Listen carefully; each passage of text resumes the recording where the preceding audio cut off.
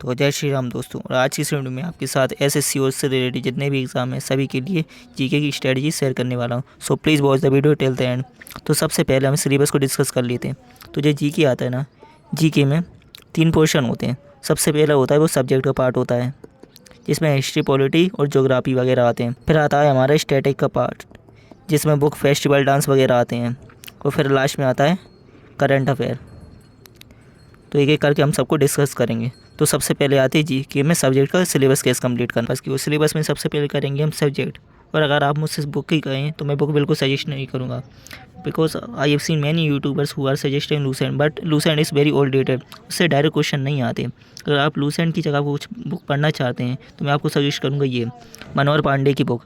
अगर आप इसको बेसिक अंडरस्टैंडिंग के लिए पढ़ना चाहें तो पढ़ सकते हैं, पर जो रियल मटेरियल जो एग्ज़ाम में आता है उसके लिए आपको टीचर पर ही डिपेंडेंट होना पड़ेगा। तो इसीलिए मैं आपको सजेस्ट करूँगा one and only Parmar SSC, क्योंकि इनसे ज़्यादा कंसाइज वे में कोई भी सिलेबस नहीं कर सकता और इतने कम टाइम में। तो यहाँ पर वीडियो खत्म नहीं हुई, वीडियो अब यहाँ से स्टार्ट होगी। तो मोस्ट ऑफ द स्टूडेंट की ये प्रॉब्लम आती है कि परमार सर की टोन है वो इंग्लिश में है, तो ईजिली बच्चे अडेप्ट नहीं हो पाते हैं। तो उसके लिए आप क्या कर सकते हैं, तो मैं आपको एक बात कहूँगा कि जो मोस्ट ऑफ द स्टूडेंट है ना वो परमार सर से पढ़ रहे हैं, तो अगर आपको उसके साथ कम्पीट करना है तो आपको मेहनत तो करनी ही पड़ेगी। पर अगर आपको फिर भी दिक्कत आती है तो मैं आपको सजेस्ट करूँगा नवीन सर, जो RWA पर पढ़ाते हैं, आप उनको एक बार ट्राई कर सकते हैं। मुझको सर का फुल कोर्स तो कहीं पे मिला नहीं है। अगर आपको कहीं पर फुल कोर्स मिलता है जिसमें बेसिक से पूरी थ्योरी पढ़ाई गई है तो आप उसको कर लीजिए। नहीं तो मैं आपको सजेस्ट करूँगा ये यूट्यूब पर इनके कुछ वन शॉट पड़े हुए हैं, आप इनको एक बार कर लीजिए। जो आपको स्क्रीन पर फोटो दिख रहे होंगे आप इनको कर सकते हैं।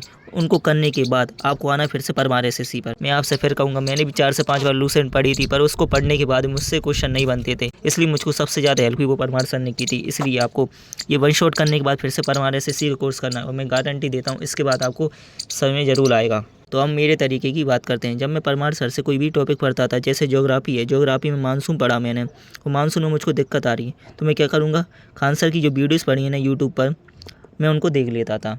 तो उनको देखने से मेरा पूरा डाउट क्लियर हो जाता। आप खान सर से ही पूरा सिलेबस कंप्लीट कर सकते हैं, बस वो थोड़ा टाइम टेकिंग है। अगर आपके पास टाइम है तो आप उससे डेफिनेटली कर सकते हैं। अब बात आती है नोट्स कैसे बनाएं।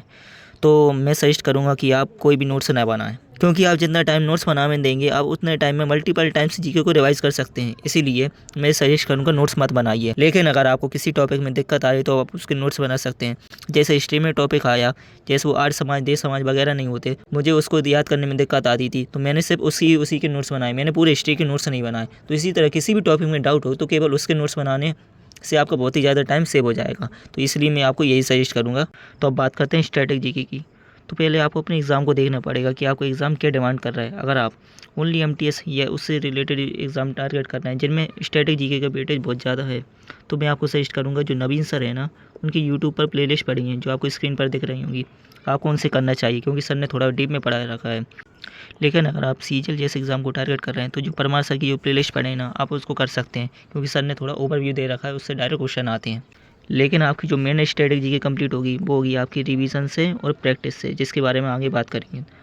तो अब बात करते हैं करंट अफेयर की। तो करंट अफेयर की बात करें तो मैंने कभी भी करंट अफेयर नहीं किए। एक बार मैं पढ़ के गया था, ये वो स्पीडी की बुक आती है ना, उससे पढ़ के मैं गया था और उससे कोई भी क्वेश्चन नहीं फंसा था। उसके बाद मैंने करंट अफेयर पढ़ना छोड़ दिए। इसलिए मैं आपको सजेस्ट करूँगा, जब तक आपका स्कोर 80-90% के करीब नहीं पहुँच जाता तब तक आप बिल्कुल करंट अफेयर नहीं पढ़िए।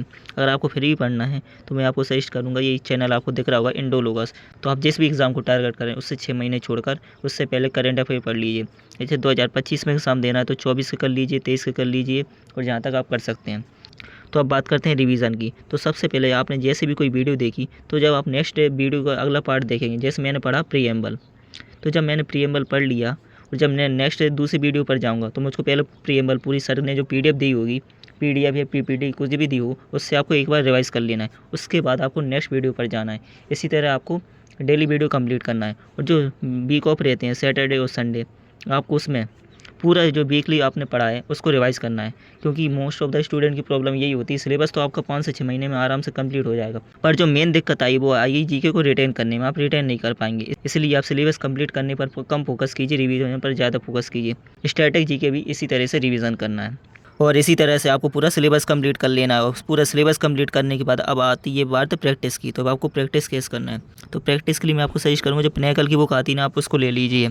अगर आपके पास किरण की बुक भी है ना तो भी कोई दिक्कत नहीं है, पर अगर आप लेने ही सोच रहे हैं तो आप पिनाकल पर जाइए। आप एक बार इस सब्जेक्ट को तो बिना प्रैक्टिस के छोड़ सकते हैं, पर जो स्ट्रेटेजी के उसमें प्रैक्टिस मस्ट है, बिकॉज बिना प्रैक्टिस के आप उसको रिटेन बिल्कुल नहीं कर पाएंगे। तो प्रैक्टिस करना कैसे है, जैसे आपने कर लिया पॉलिटी, तो पॉलिटी के बाद आपको उठाने पिनाकल की बुक, उससे जो पॉलिटी के जितने भी क्वेश्चन हैं आपको पूरे कर लेना है। इसी तरह का आपको हिस्ट्री उठानी, ज्योग्राफी उठानी, इसी तरह से पूरी बुक को कर लेना है।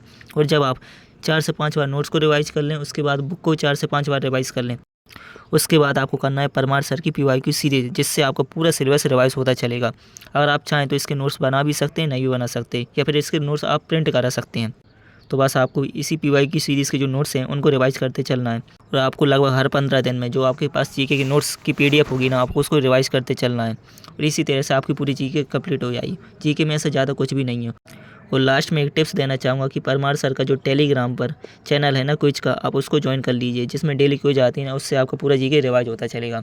और लास्ट में बस आपको यही एडवाइस देना चाहूँगा कि जो आपके 3 कोर सब्जेक्ट है ना, पहले उन पर फोकस कीजिए। जैसे मैथ, रीजनिंग और इंग्लिश 150 नंबर के आ रहे हैं, तो जब तक आपका 135 प्लस नहीं पहुँच जाता तब तक GK को ज़्यादा टाइम मत दीजिए। मैक्सिमम 2 आवर्स आप दे सकते हैं। अगर आपका टारगेट MTS है तो बात अलग है, नहीं तो आप पहले 3 कोर सब्जेक्ट पर फोकस कीजिए। तो आज की वीडियो में इतना ही। अगर कोई डाउट हो तो पूछ लीजिएगा। मिलते हैं नेक्स्ट वीडियो में। जय श्री राम।